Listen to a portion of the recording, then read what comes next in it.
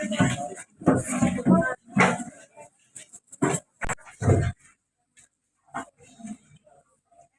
Basically प्रति घर सोच के बात कर ना व्यवहार कर ना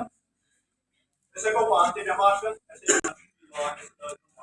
ये अल्लाह ताला को क्या था कि ये तो रिलीज है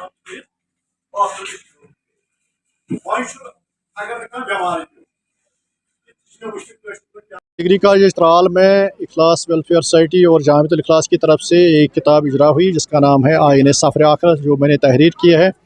असल में आजकल के लोगों को, जो आजकल के जवान पुतने हैं, जो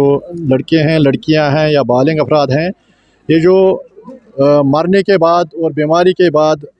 मसाइल होते हैं, बीमारी के मसाइल होते हैं, गुस्ल दफन कफन के मसाइल होते हैं, तो उनके मुतलिक बिल्कुल कुछ भी जानकारी नहीं होती है।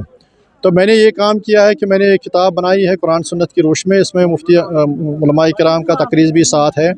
और इसमें तफसील से ज़िक्र दिखाया गया है कि इंसान, जब कोई भी इंसान दुनिया से रुखसत हो जाएगा, उसके साथ क्या सलूक करना है, क्या तरीका करना है, किस तरह से उसको पेश आना है। उसके बाद जब उसको गुस्ल देना है, उस तरफ कुरान सुन्नत की रोशनी में किस तरफ काम करना है। और उसके बाद जब कफन देना है मैयत को, तो मर्दों के लिए कौन सा कफन देना है, ख़वातीन के लिए कौन सा कफन देना है, क्योंकि लोगों को इसकी जानकारी नहीं है। और उलमाए किराम, जो वक्त के उलमाए किराम हैं, उनको भी टाइम नहीं आता है उस सिलसिले में, ताकि लोगों को ये आगाही करें। आज हमने इसमें प्रैक्टिकल वर्कशॉप रखा था, जिसमें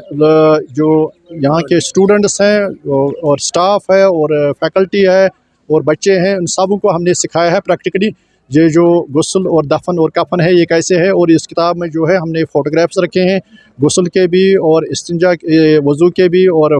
कफन के भी, और तमाम जितने भी रिलेटेड मसाइल हैं गुस्ल से मुतलिक,